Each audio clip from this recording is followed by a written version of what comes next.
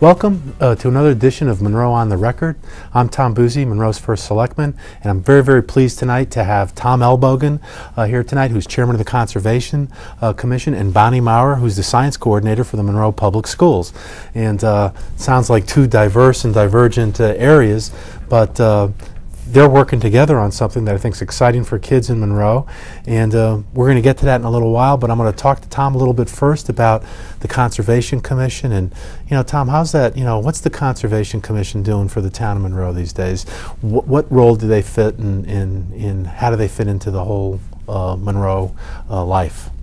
Well, Tom, first of all, thanks for the invitation, and it's a pleasure to be here with you. The Monroe Conservation Commission has basically four components. First and foremost, we manage the open space properties in the town of Monroe, and that includes 5 properties that encompass 500 acres of recreation parks in the town of Monroe. So that's a major part of what we do and what we're focused on.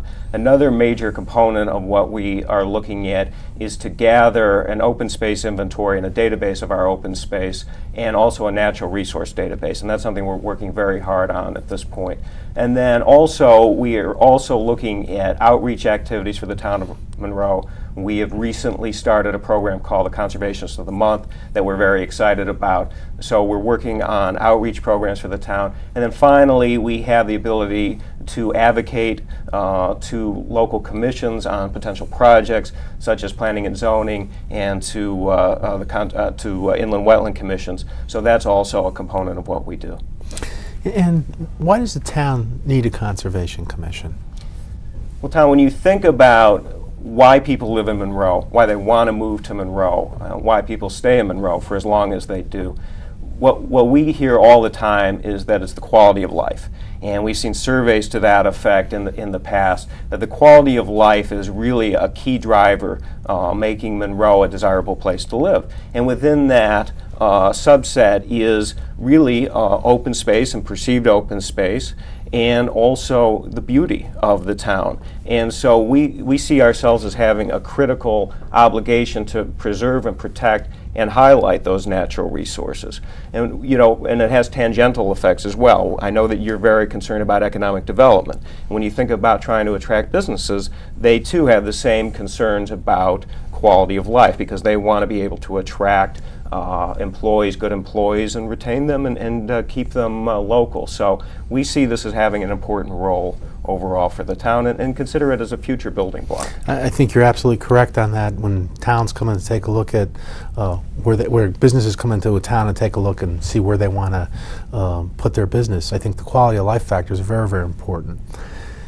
One of the things that's really been the focus of the Conservation Commission has been the Webb Mountain area and the Discovery Zone. And talk to me a little bit about that, and then I want to ask Bonnie a few questions about how the Board of Ed is playing a role in that. The town purchased what we call now the Webb Mountain Discovery Zone in 2004. It was a significant purchase for the town of Monroe. It was a $5.2 million purchase, and the Conservation Commission considers that a significant investment, and we've put a lot of our time and effort behind this project. In addition, the town received a $900,000 grant for this project, and we think that really underscores the significance of the overall property. This is a 171-acre park. It is gently sloping. It's very easy to navigate. It's considerably different than its neighbor park, Webb Mountain Park, which many people are mistaking with the Webb Mountain Discovery Zone, and that is extremely easy to navigate, very dog-friendly. We have benches throughout the park if people do need to take a rest.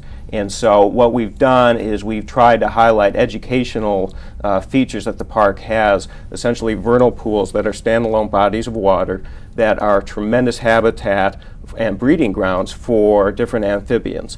And so what we've done is we really tried to turn this into a living laboratory for our students, and then take that concept and turn it into an area that parents can bring their children and also learn from as well. And Bonnie, as science coordinator for the Monroe Public Schools, how does the whole Discovery Zone project fit in with what you view as an important science curriculum for young people in Monroe? Well, we've been working very closely with Tom and the Conservation Commission, as we've also been writing new curriculum for the town. We're looking at a variety of new state standards and national standards in the area of science, and they're all based upon inquiry science, which is hands-on discovery, hence the Discovery Zone. And we are working to dovetail our curriculum along with the area that the Discovery Zone offers to us. Tom and I have worked together along with some Boy Scouts and some Girl Scouts who have also helped to make the property even a better place than it already is. And we're working on making our units work along with taking our children out to utilize the Discovery Zone. For example, we now have biology lab periods set for the Massac High School schedule next year. Our students in Biology 2 and Ecology will be utilizing the Discovery Zone to do individual research projects that they will set up for themselves along with the teachers for those classes. Our 7th grade students will all be going out there in order to study ecosystems. Our 4th grade students also do a unit on ecosystems. They'll be going out there to do a comparison of the different vernal pools. One of them sits in the sun, the other one sits in the shade, and they'll be able to also set up a lab, and as Tom said, an outdoor lab, in order to correlate along with what they are doing in the classroom. Our 1st graders will go out, and we've got several butterfly bushes out there. We do a unit on life cycles, so they will go out there for their own discovery. So I see the fit together very well.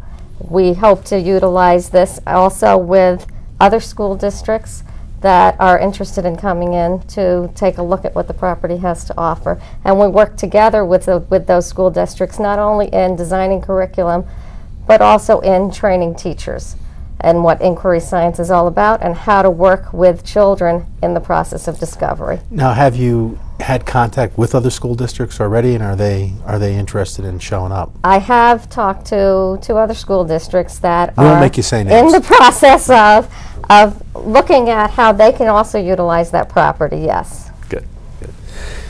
Tom, when somebody goes up there, if a parent brings their kid up to the Discovery Zone, what would they expect to see up there? Well, we have a few things, and I'm just going to bring up the butterfly garden because Bonnie mentioned that. We just recently planted a butterfly garden with the help of Ken Twombly, who's really one of the foremost arborists in the region. We had Ken. So stop right there. What's a butterfly garden? Butterfly garden is essentially specific plants that Ken has identified that he knows will attract butterflies. And as Bonnie pointed out, the initial thought was we're always thinking of these things in terms of education and how we can tie into the curriculum, the schools, and certainly we think that this will be excellent for 1st graders. But we think for the summertime this will be a great place for people that just want to come out and really look at a very pretty setting with the butterflies. We're going to have picnic tables nearby, so it's a great place just to come out for an hour if they want to eat lunch and check out the butterfly garden. But beyond that, we have several points of interest with interpretive signs and our scavenger hunt. And that's really, I think, what separates this park from really most conservation parks throughout the state. We've been really fortunate to have Hank Gruner, who is in charge of all programs and exhibits at the new Science Center, which is opening in 2009 in Hartford. And Hank is widely considered to be the top education environmental biologist in the state, and he's really been the person to put all this together for us. So throughout the park you'll see interpretive signs that also dovetail with our scavenger hunt. Kids can get a little scavenger hunt card as they enter the park with their pencils, and they can go through the park with their parents with the scavenger hunt, and they'll find points of interest that are both scientific, natural, environmental, and historical.